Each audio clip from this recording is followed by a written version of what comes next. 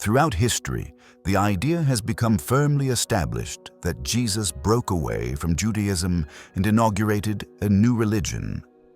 However, when we examine the biblical texts, the historical context of the first century, and the actions of Jesus himself, we realize that this narrative is, at the very least, incomplete. In this lesson, we will address three fundamental questions. Did Jesus teach his followers to abandon Jewish traditions? Where and when does the separation between Judaism and Christianity actually occur? And finally, is there today a path that seeks to align faith in Jesus with Jewish tradition? Our goal is not controversy, but historical understanding with fidelity. Jesus was born in Israel, into a Jewish family. He was circumcised on the 8th day, educated in the Torah, and fully immersed in the religious life of his people. He attended synagogues. He taught as a rabbi. He quoted the Torah and the prophets. He participated in the biblical festivals, and he lived under the law of Moses. Nothing in the Gospels suggests that Jesus understood himself as the founder of a new religion. He presents himself as the Messiah of Israel, a figure expected within Judaism. One of the most important passages for understanding Jesus' teaching appears in Matthew chapter 5. Do not think that I have come to abolish the law or the prophets. I have not come to abolish them, but to fulfill them. In the Jewish context, to fulfill means to bring to completion, to reveal the deepest meaning. It does not mean to cancel or to discard. Jesus does not confront the Torah. He confronts legalistic interpretations, the use of religion as an instrument of power, and human traditions that nullify the divine commandment. Jesus himself affirms that the scribes sit in Moses' seat, recognizing the authority of the law. The Gospels explicitly state that Jesus had the custom of attending the synagogue on the Sabbath. This demonstrates regular observance of Shabbat. Conflicts arise when Jesus heals on the Sabbath and when he places human life above rigid rule-keeping. This does not represent a violation of the law. In Judaism, saving a life has always taken precedence over Sabbath observance.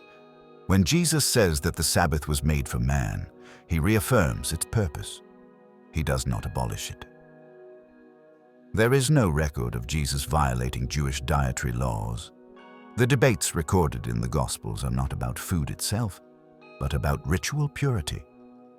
Jesus teaches that true impurity comes from the heart, not from food. Yet he does not declare kashrut abolished. The relaxation of dietary laws emerges only later, within the context of the mission to the Gentiles. During the Last Supper, celebrated within the context of the Jewish Passover, Jesus does something profoundly significant. He takes the bread, breaks it, and says that the bread represents his body. Then he takes the wine and declares that it represents his blood, the blood of the new covenant. Through this act, Jesus does not abandon Jewish tradition. Rather, he reinterprets symbols already present within Passover, pointing to the spiritual meaning of his own self-giving. The meal taught by Jesus is therefore born within the Jewish context, not outside of it. What changes is not the ritual itself, but the meaning that Jesus reveals. Jesus directs his mission primarily toward Israel. I was sent only to the lost sheep of the house of Israel. The large-scale inclusion of Gentiles occurs after the resurrection, raising an unprecedented question. Must Gentiles live as Jews?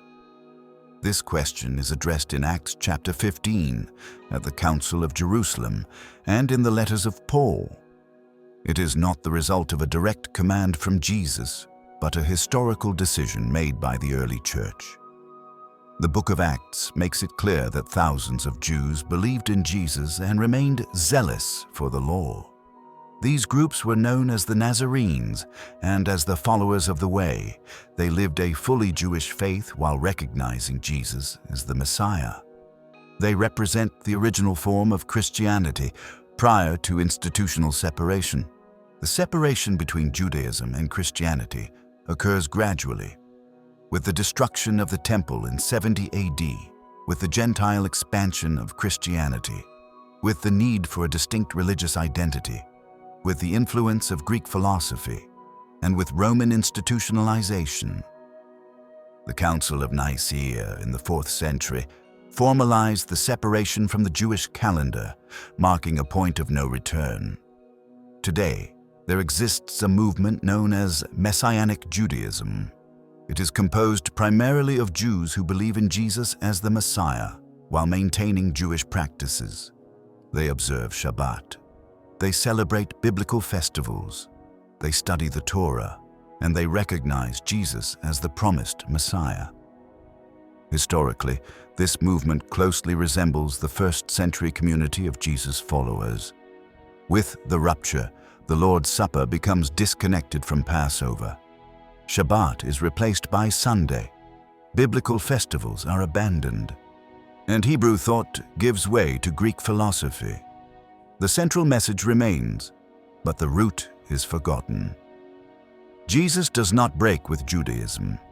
He calls his people back to the heart of the covenant and inaugurates the new covenant, as announced by the prophets. This new covenant does not arise from a rupture with the faith of Israel. It develops from it, finding its fulfillment in Jesus. The separation between Judaism and Christianity does not originate in the teaching of Jesus, but in later historical developments. Rediscovering the Jewish Jesus and understanding the new covenant in its original context does not weaken Christian faith. On the contrary, it strengthens it, reconnecting Christian faith to its roots and to the eternal purpose revealed in the Scriptures. If this message touched your heart, subscribe to the channel and leave your like. Your support helps this message reach even more hearts. God bless you.